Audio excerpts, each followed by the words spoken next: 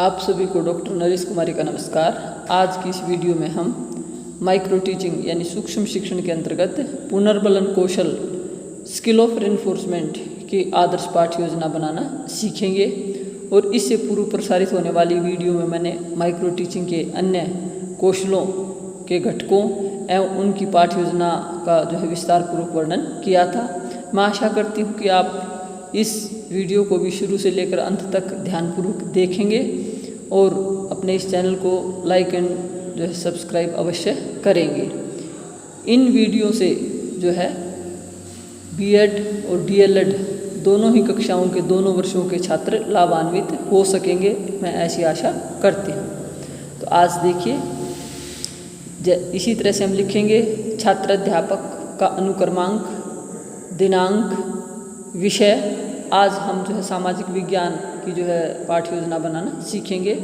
उपविषय मेरा भारत देश, यहाँ कक्षा और अवधि। देखिए, ये पुनर्बलन कौशल का हम यहाँ पर भी नाम लिख सकते हैं, यहाँ पाठ्य योजना लिख सकते हैं, खाली कोई प्रभाव नहीं पड़ता। यहाँ भी लिख सकते हैं आप, यहाँ भी लिख सकते हैं।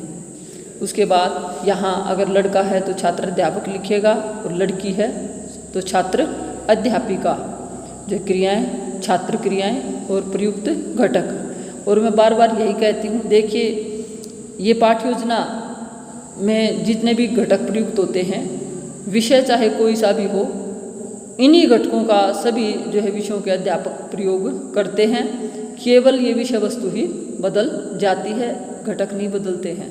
ध्यान रहे, कभी ये सोचे कि दूसरे सब्जेक्ट के जो छात्र अध्यापक की हमारे विषय की नहीं है। अब छात्र अध्यापिका अपने जो है इसको टॉपिक को प्रस्तुत करने से पहले थोड़ा सा बच्चों को प्राथमिक जो जानकारी देती, प्राथमिक कथन के माध्यम से विषय का प्रस्तुतिकरण करती है। भारत एक कृषि प्रधान देश है।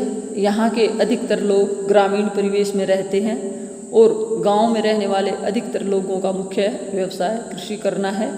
गांव के लोग सादा जीवन व्यतीत करते हैं। इनकी वेशभूषा, खान पान, रहन सहन साधारण सा होता है। ग्रामीण लोग ईमानदार एवं परिश्रमी होते हैं। ग्रामीण परिवेश की जलवायु स्वास्थ्य के लिए लाभदायक होती है, लेकिन अब उद्योगों के बढ़ने से गांव के परिवेश में भी परिवर्तन होने लगा है। अब छात्र अध्यापिका ये पैराग्राफ प्रस्तुत करके अब कुछ प्रश्न पूछेगी। अच्छा बच्चों, अब मैं इस अनुच्छेद में से कुछ प्रश्न पूछूंगी और आपको उत्तर देने हैं। और किस प्रकार जो है इन घटकों का प्रयोग करेगी। देखिए, अच्छा बच्चों बताओ, कौन सा देश कृषि प्रधान देश है? तो छात्र उत्तर देते हैं भारत। तो छात्र अध्यापिका क्या कहती है? शाबाश, बहुत अच्छा। तो ये कौन से कोई घटक का प्रयोग किया उसने? सकारात्मक शाब्दिक पुनर्बलन का प्रयोग किया है। फिर अगला प्रश्न पूछती है छात्र अध्यापिका, भारत कैसा देश है? बच्चे उत्तर देते हैं कृषि प्रधान, अति उत्तम। तो सकारात्मक शाब्दिक पुनर्बलन का प्रयोग। फिर छात्र अध्यापिका प्रश्न पूछती है, यहाँ के लोग कहाँ रहते हैं और शहरों में या गांव में? मोहन से पूछती है और मोहन उत्तर देता है ग्रामीण परिवेश में। फिर छात्र अध्यापिका क्या करती है? पीठ थपथपाते हुए मोहन के पास जाकर। तो यहाँ क्या किया छात्र अध्यापिका ने? सकारात्मक अशाब्दिक संकेतों का प्रयोग किया है, पीठ थपथपाई जाके। आगे, गांव के लोगों का मुख्य व्यवसाय क्या है? छात्र उत्तर देते हैं कृषि। तो छात्र अध्यापिका केवल हूँ के द्वारा स्वीकृति का प्रयोग करती है, गर्दन हिलाती है। तो यहाँ क्या किया उसने? अतिरिक्त शाब्दिक पुनर्बलन का प्रयोग किया है, हूँ जो कहा नहीं यहाँ पे। फिर उसके बाद फिर छात्र अध्यापिका क्या पूछती है? कृषि शब्द का क्या अर्थ है? कृषि शब्द का क्या अर्थ है? राम की तरफ संकेत करके उसके उत्तर को स्वीकारते हुए। तो राम ने उत्तर क्या दिया था? खेती बाड़ी करना। फिर उसने गर्दन हिलाते हुए। तो यहाँ सकारात्मक जो है पुनर्बलन का ही प्रयोग किया है। फिर उसके बाद जो है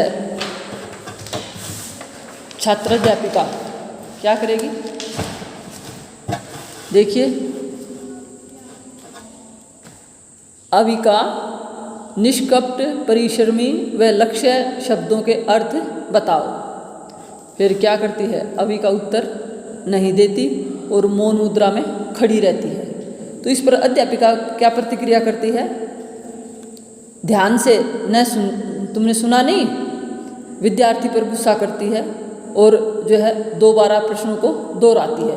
तो ये क्या किया उसने, नकारात्मक जो है शाब्दिक पुनर्बलन का प्रयोग किया है।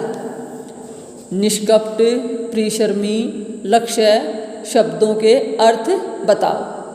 फिर एक कक्षा में से विद्यार्थी उठकर जो है उत्तर देता है, निष्कपट का अर्थ होता है कपट से रहित, परिश्रमी मेहनती, लक्ष्य मंजिल। शाबाश, बहुत अच्छा। तो ये क्या किया उसने, सकारात्मक शाब्दिक पुनर्बलन का प्रयोग किया है। अब फिर अगला प्रश्न पूछती है, किन की वृद्धि से गांव का परिवेश बदल गया है। फिर जो है बच्चे उत्तर देते हैं, उद्योगों की वृद्धि से। अति उत्तम, मतलब अति उत्तम यहाँ लिखना होता है, तो ये क्या फिर सकारात्मक शाब्दिक पुनर्बलन का प्रयोग किया है। ये अति उत्तम कहाँ लिखना है, यहाँ अति उत्तम, छात्र अध्यापिका यहाँ प्रयोग करती है अति उत्तम।